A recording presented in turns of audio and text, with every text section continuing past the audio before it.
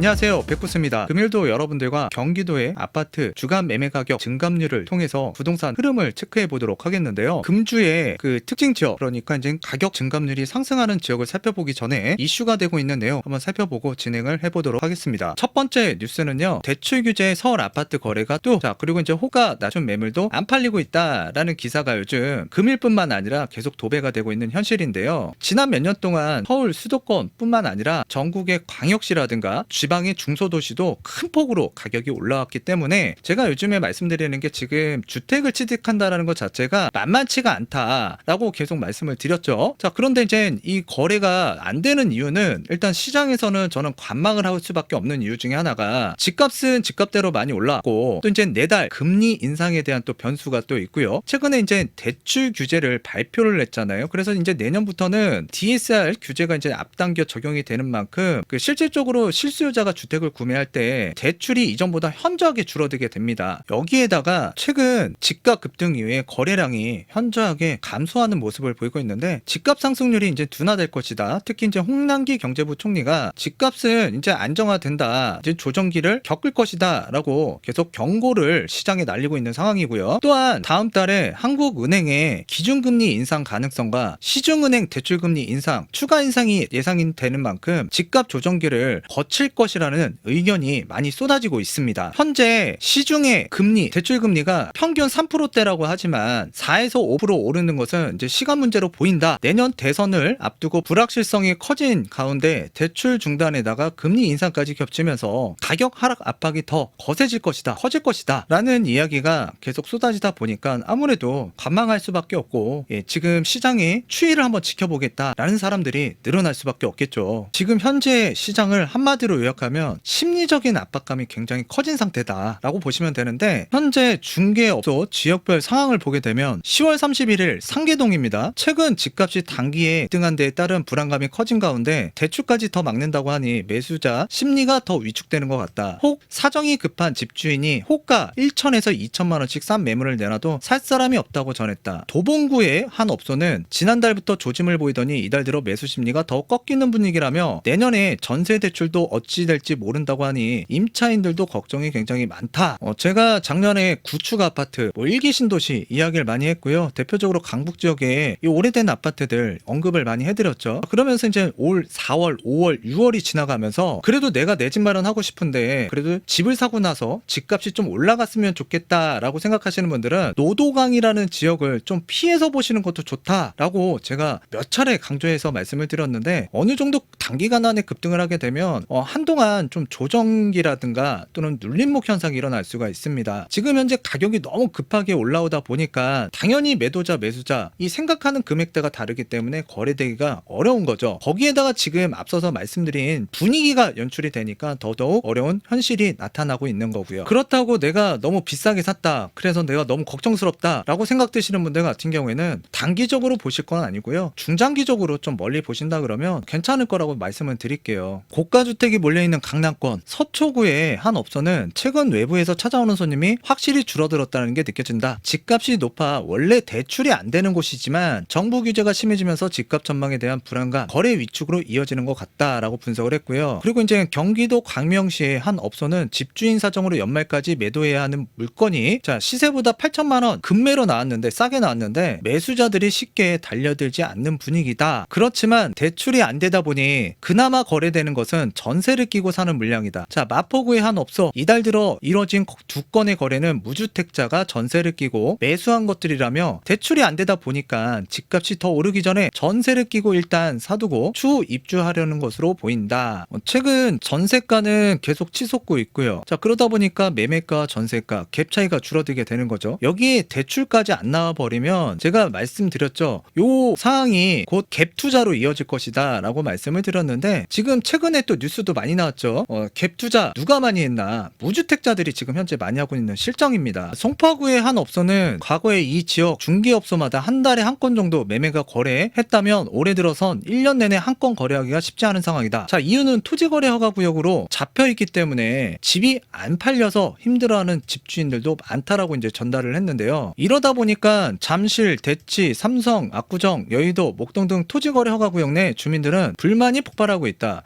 가격이 이쪽 지역에 지역에서 지금 신고가가 많이 나오고 있고 거래가 될 때마다 이제 가격이 올라가는 현상이 일어나고 있는데, 근데 거래하기가 굉장히 어려운 지역이에요. 토지거래 허가구역으로 지정되면서 실입주자만 매수할 수 있다 보니 사정이 급한 집주인들이 집을 팔기가 어렵다. 즉 거래가 안 되는 거에 대한 어려움을 겪고 있고, 이 부분에 대해서 호소를 하고 있는 거죠.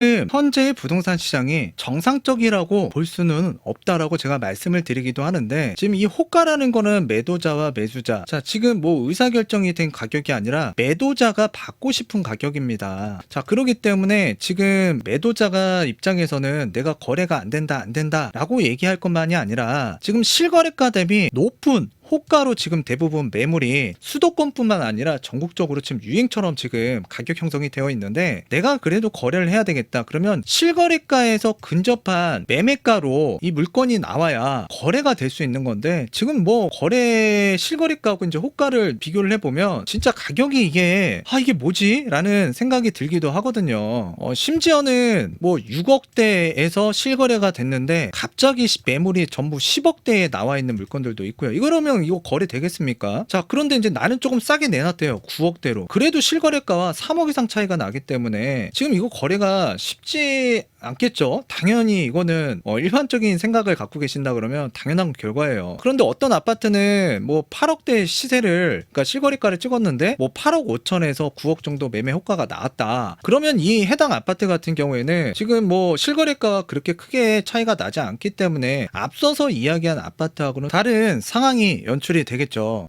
내가 내놓은 물건이 매매가 안 된다 라고 생각할 게 아니라 합리적인 가격선, 거래가 될 수 있는 가격선에서 시장에 매물로 나와야 그게 거래가 될 수 있고, 또한 매도인 입장에서 물건을 진짜 급하게 처분을 해야 돼요. 그러면 실거래가 기준에서 좀 낮게 가격을 책정해서 물건을 내놓게 되면 아무래도 거래가 될 확률이 높아진다는 점을 좀 알고서 우리가 진행을 해야 될 것 같습니다. 두 번째 뉴스는요, 서울의 아파트 팔자가 늘고 있지만 전세값 상승폭은 확대되고 있다. 지역별 아파트 매매 가격 변동률을 보게 되면 지금 수도권, 전국 5대 광역시가 지금 이전보다는 소폭 증감률이 낮아지고 있죠. 자 그렇지만 여전히 영을 기준으로 놓고 봤을 때에는 자 우상향 기조 속에 눌림목이라고 볼 수도 있거든요. 현재 집값이 고점일 수도 있고 더 올라갈 수도 있습니다. 물론 지금 현재가 고점일 수도 있고 자 이후 하락을 할 수도 있겠죠. 그렇지만 우리가 이런 부분은 좀 생각을 해보자는 얘기예요. 지난 2017년, 18년, 19년, 20년, 올 21년 계속 고점이라고 얘기를 하면서도 가격은 시장에서 꾸준히 밀어 올렸고, 규제는 집값을 잡기 위해서 무수히 많이 나왔지만 그 규제를 비웃기라도 하듯이 가격은 시장에서 끌어올렸거든요. 그런데 제가 여기에서 계속 말씀드렸던 부분이 이 전세값 상승되는 부분이 굉장히 위험스럽다. 특히 이제 대출이 안 나오면 갭 투자가 이게 다시 발생이 될 수가 있다. 왜? 매매가가 지금 좀 떨어지고 있는 상황이고 전세가는 아래서 받치고 올라오는 형상이 연출되다 보니까 갭이라는 게 줄어들게 되고요. 자 앞서서 우리가 좀 좋은 지역이라고 할 수 있는 지역들 매매가 대비 지금 이 전세가가 많이 치고 올라다 보니까 무주택자들이 최근 이 갭 투자를 또 많이 했거든요. 지금 한쪽에서는 관망을 할 수도 있고 굉장히 하락에 대한 염려를 하시는 분들도 있겠지만, 그 반대편에 있는 누군가는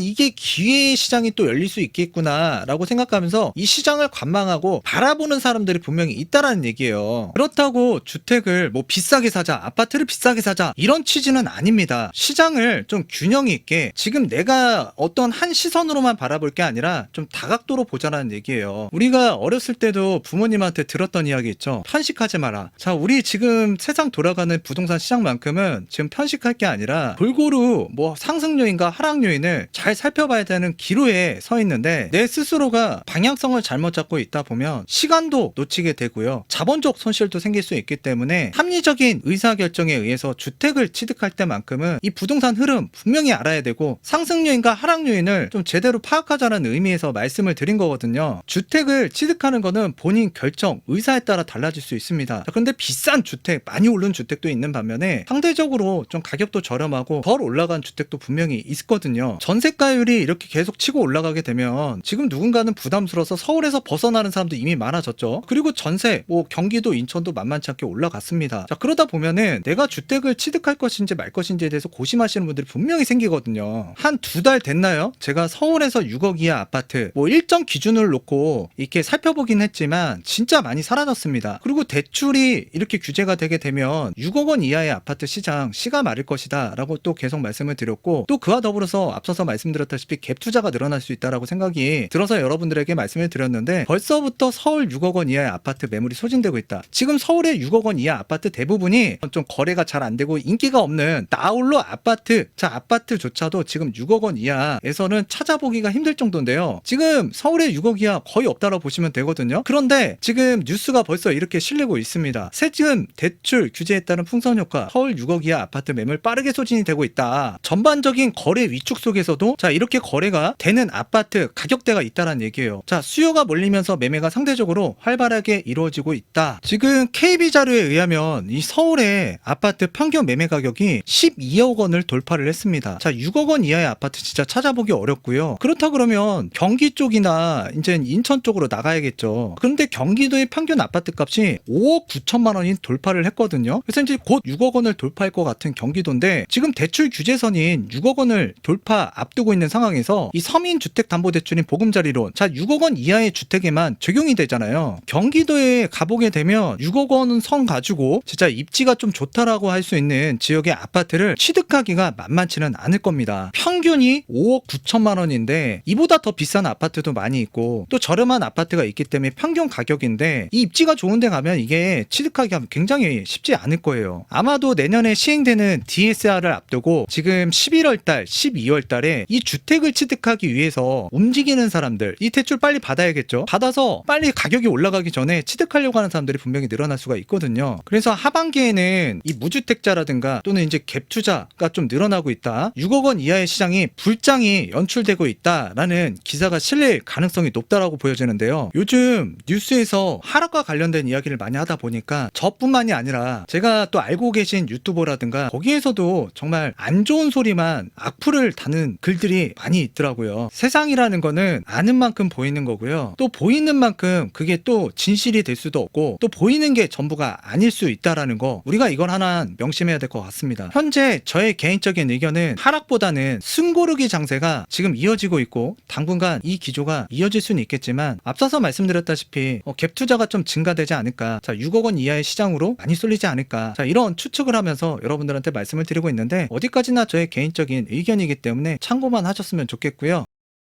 자, 이번 주 경기도 아파트 매매 가격 증감률 살펴보도록 하겠는데요. 경기도 평균은 전주 대비 좀 큰 폭으로 증감률이 좀 낮아졌고요. 그래서 0.5포인트 지난주, 자, 요번 주 0.36포인트, 그래서 0.14포인트 좀 줄어들었다. 자, 요번 주에 이제 특징 지역, 상승 지역은 이 성남이라는 지역이 좀 약진을 했고요. 고양시, 특히 이제 덕양구역, 그리고 이제 일산 서구가 약진하는 모습. 자, 그리고 특히 경기도에서는 이 안산이라는 지역이 요번 주 탑픽이었는데요. 상승률이 가장 강했던 지역이라고 보시면 될 것 같아요. 그리고 이제 부천이라는 지역도 강한 모습이고요. 구리 나쁘지가 않고, 용인 처인구 강한 모습이고요. 자, 용인 처인구 같은 경우에는 뭐 한 2년 정도는 좀 이게 뭐 해결될 기미가 보이지 않는 지역 중에 하나다라고 말씀을 드렸던 대표적인 지역 중에 하나였고요. 상승세가 있고요. 이번 주 의왕시도 강한 모습을 나타내고 있는데요. 최근 공동주택 가격 1억 미만 좀 저가 아파트, 자 이런 주택들이 많이 몰려있던 경기 북부라든가 또는 경기 남부권은 이번 주 들어서서 큰 폭의 감소세를 보이고 있는데요. 자, 이번 주 이 안산이라는 지역이 강했기 때문에 특징 지역으로 한번 살펴보도록 하겠고요. 제가 재작년, 그다음에 작년 이 서해선을 따라서 굉장히 강조를 많이 했습니다. 뭐 재개발이든 재건축이 될 만한 아파트든 또는 지역적 분석을 많이 해드렸던 이 노선도인데요. 정말 가격이 많이 올랐습니다. 자, 여기에는 부천도 있고요, 시흥시도 있고, 뭐 안산도 있고요. 또 위쪽으로 올라가게 되면 이 서울 강서구라는 지역과 이제 일산이라는 지역이 있는데, 정말 이 서해선을 따라서 많이 상승을 했어요. 자, 이번 주 경기도에서 가장 강했던 지역은 이 안산 단원구 쪽인데요. 이 안산 단원구 같은 경우에는 가을 이사철 수요가 증가했고요. 또